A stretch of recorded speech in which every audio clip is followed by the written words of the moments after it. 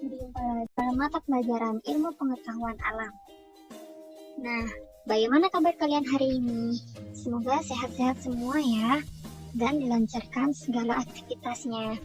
Nah, jadi hari ini kita akan belajar tentang materi perkembangbiakan tumbuhan. Nah, langsung saja ke materi ya. Nah, yang pertama itu kita akan belajar tentang perkembangbiakan tumbuhan. Nah, perkembangbiakan tumbuhan itu ada dua jenisnya. Yang pertama itu ada perkembangbiakan secara generatif dan secara vegetatif. Nah, perkembangbiakan generatif. Apakah yang dimaksud dengan perkembangbiakan generatif? Jadi, perkembangan generatif itu artinya perkembangbiakan makhluk hidup yang dalam hal ini adalah tumbuhan yang terjadi melalui perkawinan atau penyerbukan. Jadi yang dimaksud dengan perkawinan itu adalah bertemunya sel jantan dan sel betina sehingga nantinya akan mengalami yang namanya penyerbukan. Nah, kemudian perkembangbiakan tumbuhan secara vegetatif itu apa? Jadi yang dimaksud dengan perkembangbiakan secara vegetatif adalah perkembangbiakan makhluk hidup yang terjadi tanpa perkawinan atau penyerbukan. Jadi jelas bedanya ya. Kalau perkembangbiakan secara generatif itu dengan perkawinan, kalau yang vegetatif itu tanpa perkawinan atau penyerbukan. Nah, kita bahas satu persatu. Jadi yang pertama itu perkembangbiakan secara generatif. Nah, secara generatif itu artinya melalui perkawinan atau penyerbukan.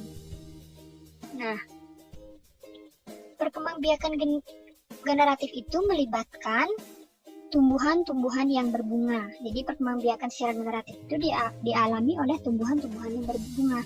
Jadi tumbuhan yang berbunga ini akan mengalami perkembangbiakan generatif. Melalui apa? Yaitu melalui bunga. Nah, pada bunga itu disebut adanya proses penyerbukan. Nah, apa yang dimaksud dengan penyerbukan? Penyerbukan itu adalah bertemunya sel jantan dan sel betina untuk menghasilkan pembuahan.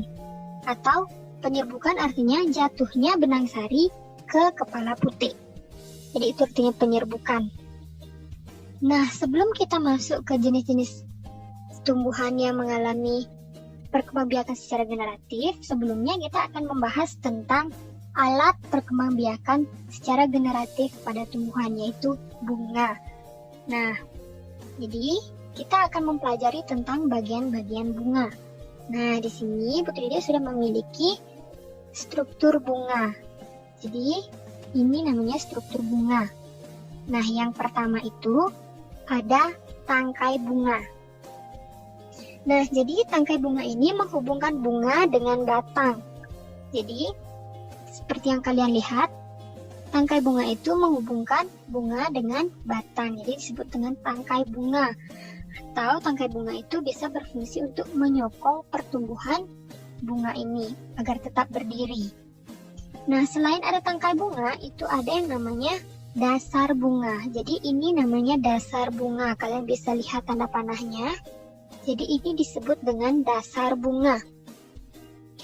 Nah, dasar bunga itu adalah bagian ujung tangkai bunga yang agak membesar.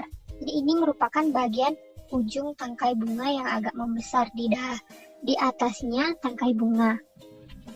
Nah, kemudian yang berikutnya itu ada bakal biji.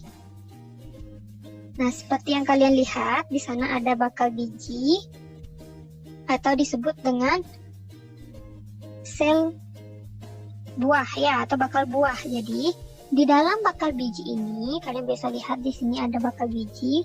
Di dalam bakal buah ini terdapat sel ovum dan calon lembaga. Ini sel ovum dan calon lembaga. Nah, berikutnya ada kelopak. Nah, ini disebut dengan kelopak bunga. Ini juga disebut dengan kelopak bunga. Nah, fungsi dari kelopak bunga itu apa? Fungsi dari kelopak bunga adalah melindungi mahkota bunga ketika masih kuncup dari serangan hama, baik itu ulat, warang maupun yang lainnya. Nah, jadi fungsinya itu adalah untuk melindungi mahkota ketika masih kuncup atau bunga ketika masih kuncup.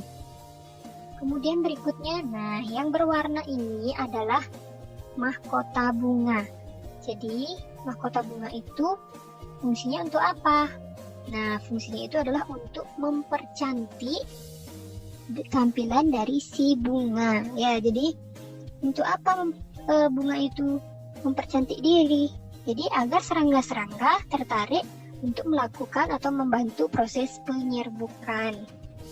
Nah, berikutnya. Nah, ini namanya benang sari. Keseluruhan ini namanya benang sari. Jadi yang di atas ini namanya kepala sari, kemudian yang di bawahnya itu namanya tangkai sari. Jadi keseluruhannya namanya benang sari. Jadi fungsinya benang sari itu apa?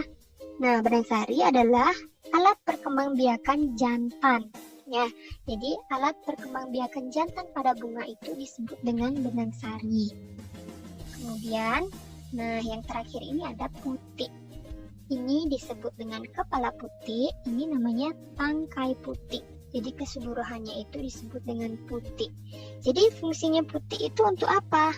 Nah, putik itu merupakan alat perkembangbiakan betina pada bunga. Ya, jadi si putik ini nantinya akan mengandung, istilahnya mengandung bakal buah atau bakal biji. Nah, seperti yang Ibu tadi sebutkan, penyerbukan itu merupakan jatuhnya benang sari ke kepala putik. Jadi benang sari ini akan berterbangan bersama udara, kemudian akan jatuh ke kepala putik. Nanti setelah jatuh dia akan menuju ke sini. Jadi terbentuklah bakal biji atau bakal buah. Nah, untuk proses penyerbukannya kita bahas di bagian yang selanjutnya. Nah, jadi di sini ada tampilan yang diperbesar. Jadi benang sarinya itu diperbesar.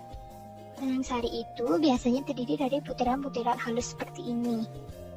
Jadi kalian bisa lihat, bagi yang memiliki bunga di rumahnya, sambil kalian mendengarkan video atau menonton video ini, kalian bisa sambil memperhatikan bunga. Apakah bunga itu ada putih, ada benang sari, ada mahkota, kelopak, dasar, dan lain sebagainya. Jadi kalian bisa memperhatikan secara langsung yang mana namanya putih, yang mana benang sari, yang mana dan yang lain sebagainya ya.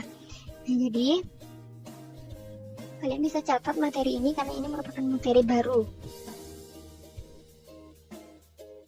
Nah, demikian yang dapat Ibu berikan pada kesempatan kali ini. Ibu harapkan kalian tetap semangat untuk belajar ya.